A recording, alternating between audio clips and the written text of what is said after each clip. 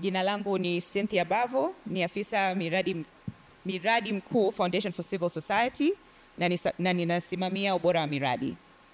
Ningependa kuwakaribisha wenzangu wajitambulishe tena, lakini ningependa kuongezea swali moja ambalo walijibu kuhusu barriers to equity.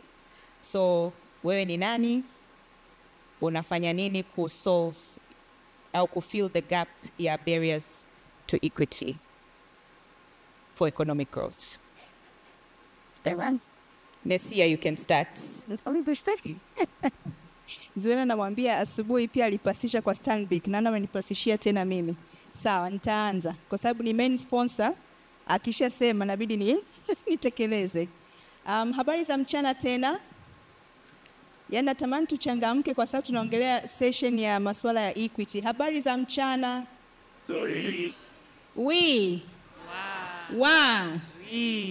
Kabla sijaanza Cindy, naomba nifanye tu kitu kimoja kwa dakika moja tu ili tuchangamke kidogo. Naomba nipate from the audience mtu anisaidie kutafsiri maana ya equity kwa Kiswahili. Mtu mmoja tu ajitolee. Naomba kama microphone inaweza ikatembea, mtu mmoja tu ajitolee. Equity kwa Kiswahili. Sasa by show of hand, naomba mtu anyooshe mkono ili microphone ije. Asante. Kuna mkono pale. Kuna mkono hapo.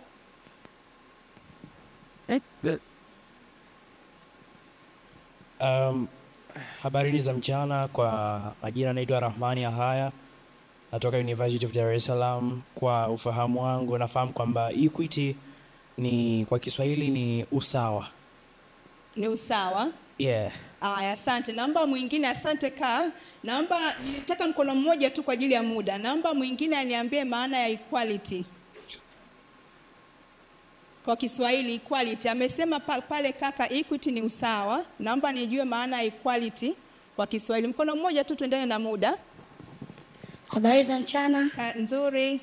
Kwa Kiswahili equality ndio usawa. Ndio usawa. Yes. Asante, naomba ukae.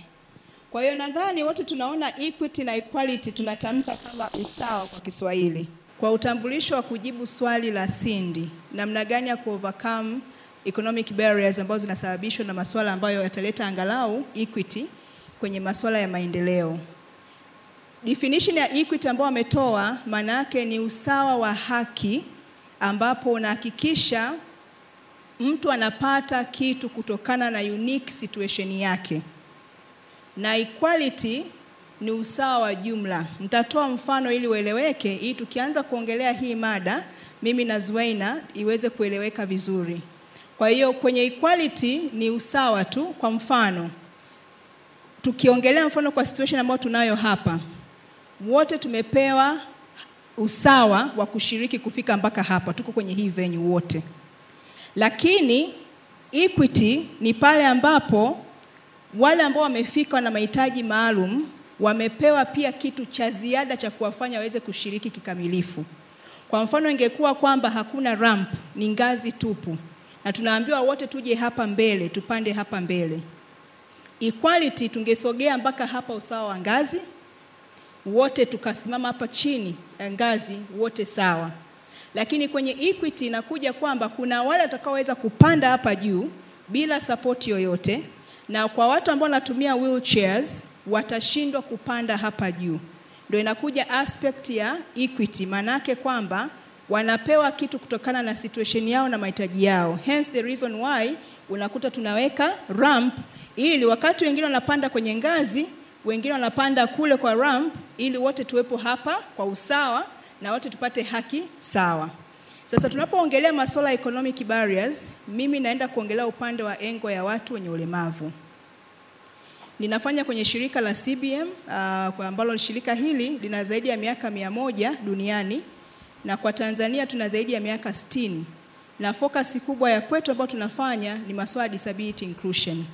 Kwa tunapoongelea equity, tunaangalia katika vitu vikuu viwili kwa haraka. Tunasema kwamba ulemavu ni inavisha seko, ambao ni kama mduara, tunatumia kwa lugha ya Kiswahili mduara ambao unaonyesha athari zinazoingiliana au zinazoambatana.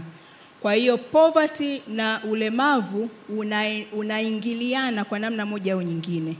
Nitatoa mfano. Ukiwa kama ni mtu ambaye unaishi katika mazingira ambayo tumemsikia kijana ambaye ameongea Shabani kwamba amepitia mazingira magumu sana kufika hapa alipofika.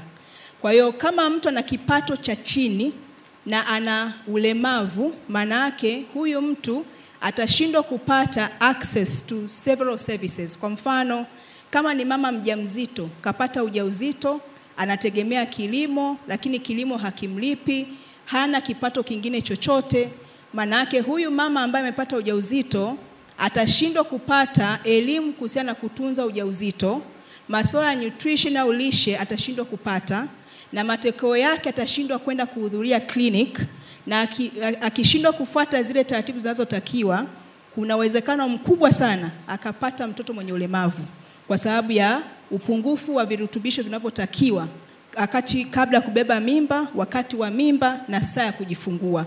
Na yamkini yawezekana pia akashindwa hata kwenda kituo cha afya kujifungua, akajifungulia nyumbani. Sasa akijifungulia nyumbani, kumbuka alikuwa ni mama ambaye hana kipato, kapata mtoto mwenye ulemavu, anatakiwa amlee huyu mtoto mwenye ulemavu. Sasa tunaangalia huyu mama alikuwa hana ulemavu kwa mfano, mtoto amepatikana na ulemavu. Sasa huyu mtoto ili akuzwe, ametuambia vizuri sana Shabani mfano mzuri, atakuzwa kwa hali duni na huyu mama kama hatapata msaada. Na naomba tupige picha, ikiwezekana tufunge macho to visualize his story, kwa sababu yamkini ni wewe au ni mimi au ni ndugu au jirani ambaye ana situation kama hii, au tunasema sana sisi kwenye hii sekta kwamba kama mtu unaona huna ulemavu, jua ya kwamba we ni potential candidate wa ulemavu. Ndio hiyo msemo anasema ujafa hujaumbika. Kwa sasa kwenye hii situation na huyu mtoto, atakapofika umri fulani, nitafupisha haraka kwa ajili ya muda, anatakiwa apate huduma za kiafya hataweza kupata. Anatakiwa aende shule kusoma. Tuashumu ni mtoto ambaye ana ulemavu ambaye ni labda ni kiziwi au ni kipofu. Anapopelekwa shuleni, ataingizwa kwenye shule ya mazingira ambayo watoto waliopo au walimu hawana uelewa kutoa elimu jumuishi. Sasa huyu mtoto kweli ataandikishwa kuingia primary school, lakini akifika kwenye ile shule atashindwa kushiriki kwenye masuala ya elimu unless amepewa vifaa saidizi. Kwa sababu ukiangalia huu mzunguko wote, tunaongelea kusema kwamba umaskini una madhara makubwa sana na unaweza kusababisha masuala ya ulemavu kukua zaidi. Kwa kumalizia Cynthia, kwenye hilo, Tanzania takriban 15% ya Watanzania wote, tuna population around milioni 60. Kwa tunaongelea around milioni 9, milioni 10. Hii population ya watu wenye ulemavu. Na katika hii population almost 70% ni vijana katika hii population. Na ukiangalia kama vijana hawa ambao tunasema ndio nguvu kazi ya uchumi wetu na maendeleo, manake tusipotafuta namna kuhakikisha kuna usawa, hichi ni kizazi ambacho tunakikuza. Na inasemekana 80% ya ulemavu unazuilika. Kwa tukifanikiwa kuzuia na kutoa vitu kadhaa ambavyo tutaongelea baadaye, vitasaidia sana kuhakikisha kwamba kuna equity, lakini tunajikwamua kiuchumi kwa pamoja, wote kwa haki sawa. Asante. Asante sana. Nilikuwa nina sita kidogo kuminterrupt chairperson wangu. Lakini ningependa kukukaribisha Zuena, pia sponsor wangu SA. Niko kwenye nafasi ngumu sana leo. Zuena, karibu, introduce yourself. Just an introduction, right? No, introduction and what you're doing around this area. Sawa, asante Cynthia. Kwa jina naitwa Zuena Farah, mkurugenzi wa Vodacom Tanzania Foundation. But also I wear two hats. Niko kwa upande wa Vodacom Business, au naweza kusema Vodacom Tanzania as general, ni External Affairs Director. Na kwa upande wa Vodacom Foundation ndio mkurugenzi pale. What do I do?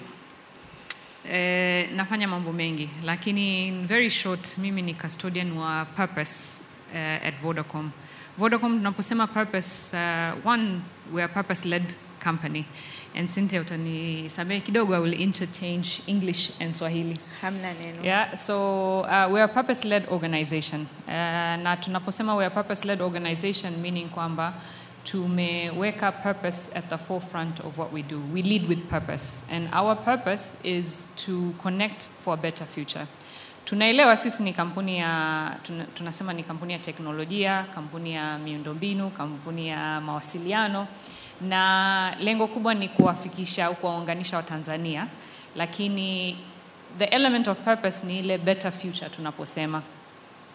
When we speak of equity, when we speak of equality, it cuts across a lot of things.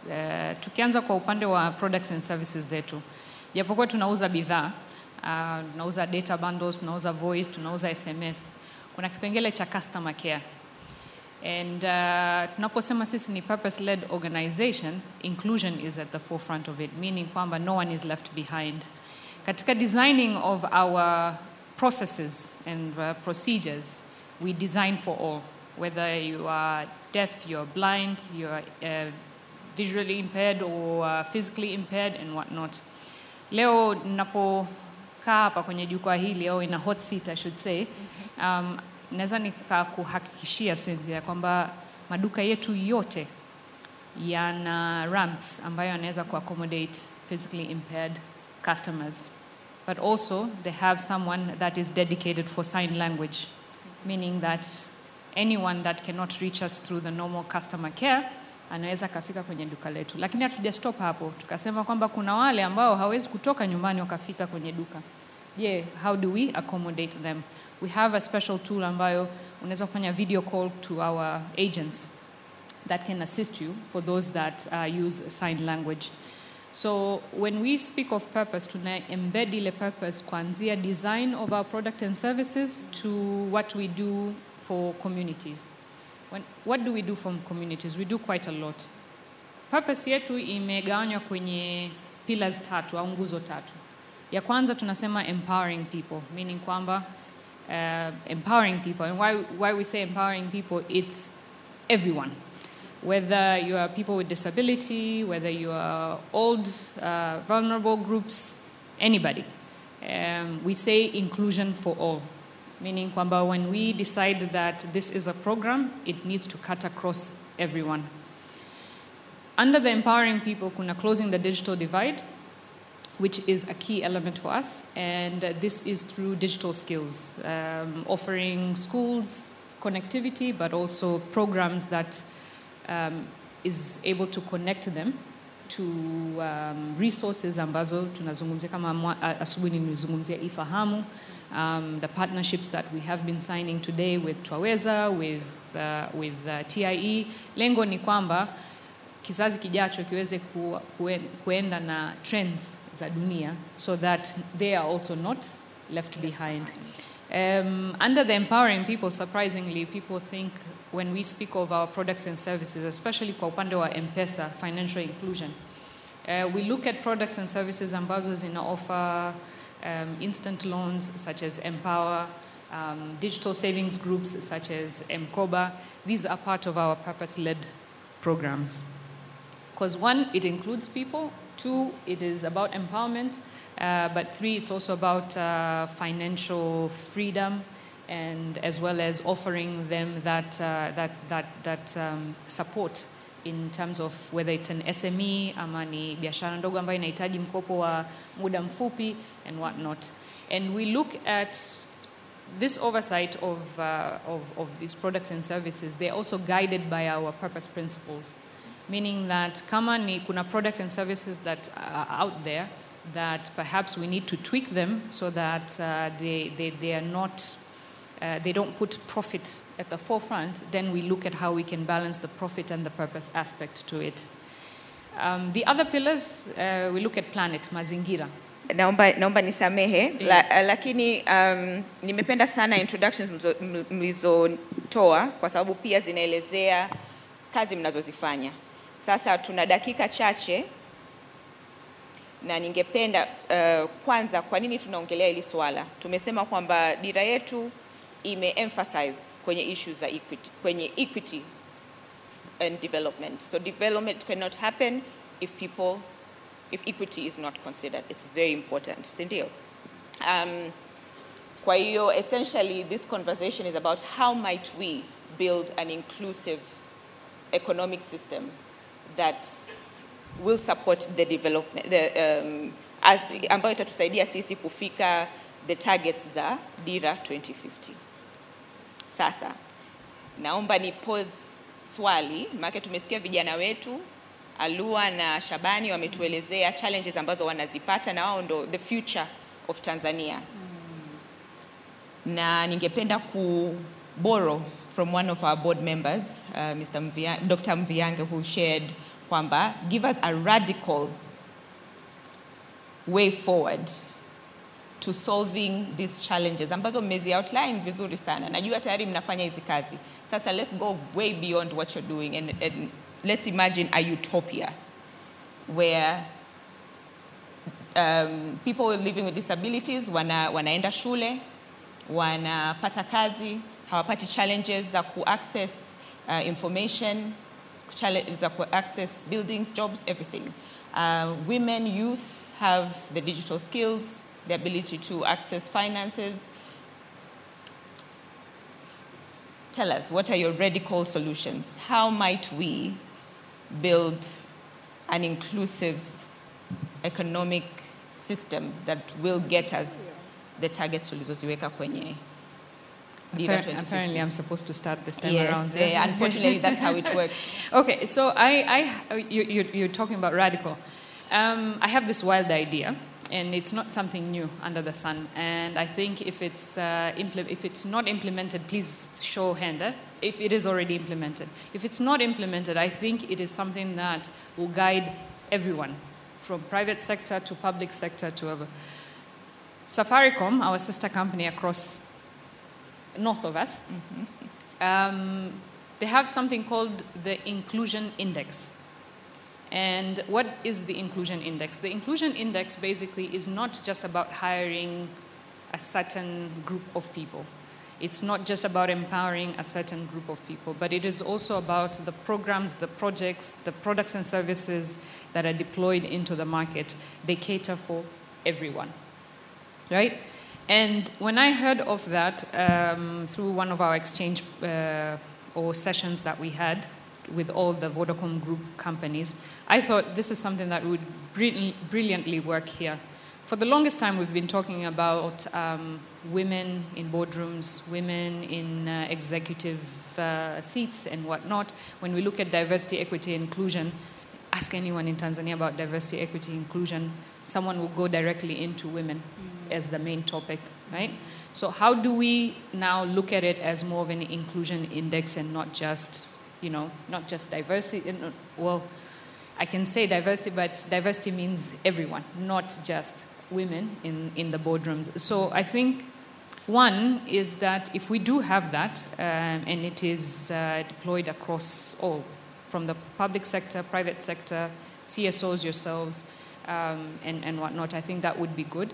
But also CSOs, you have a better understanding of diversity, equity, and inclusion than all of us. When I was listening to Messias here speak of the difference between equity and equality, I can guarantee you I will not, even tomorrow, if I was asked that same question, I would not be able to elaborate it the way she has. And I think this is where you come in, especially for the private sector. For the public sector too. And how do we put all of us in one room, come up with a plan and say, okay, this is Vision 2050, this is Vision 2050 as an inclusive Vision 2050.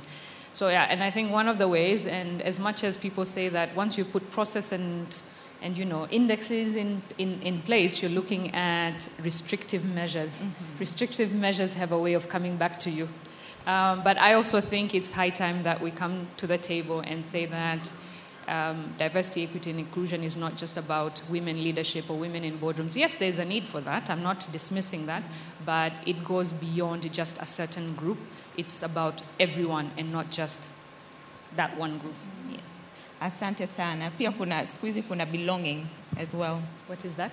That you belong, that you're a part of the community, okay. that you are. So diversity, what did you say? Equity, Diversity, equity, inclusion, and belonging. And belonging. Yes. Wow. Nesia? Thanks.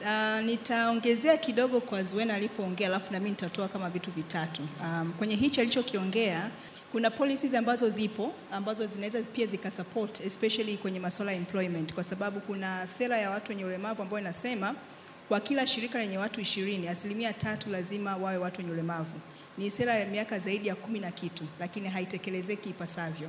Kwa nitaachia hapo kwa sababu lazima tujichallenge, tujiulize mifumo ambayo ipo, kwa sababu haya mambo ya equity ni more of mifumo na miundombinu, lakini ameongea Shabani mentality ni mindset. Kwa hiyo katika radical ideas ambazo nitapendekeza bila maelezo mengi kwa sababu ya muda, nyingine ambayo ipo ambayo tunaweza tukafanya, najua inafanyika tayari, sio kitu kipya, lakini ukiangalia kwa mfano kwenye hizi startups nyingi ambazo zinafanyika na funds zinatolewa kwa vijana, nyingi zipo katika hali ya equality. Lakini nadhani tuende beyond kuweza kudesign dedicated startups ambazo ni inclusive, tailor-made for people with disabilities according to their type of disabilities. Kwa sababu kila type ya disability inahitaji aina tofauti ya ujuzi na zile skills. Lakini kingine, kuna shule moja ambayo tunaisupport kama CBM inaitwa Child Support Tanzania, iko Mbeya. Nilipenda sana tatizo la sisi elimu yetu tulivyo claim, lazima uingie darasani, ufundishwe na mwalimu, kaandaa curriculums, kaandaa kila kitu utakachofundishwa, una ulemavu, huna ulemavu, unaondoka nacho, ujiandae na mtihani.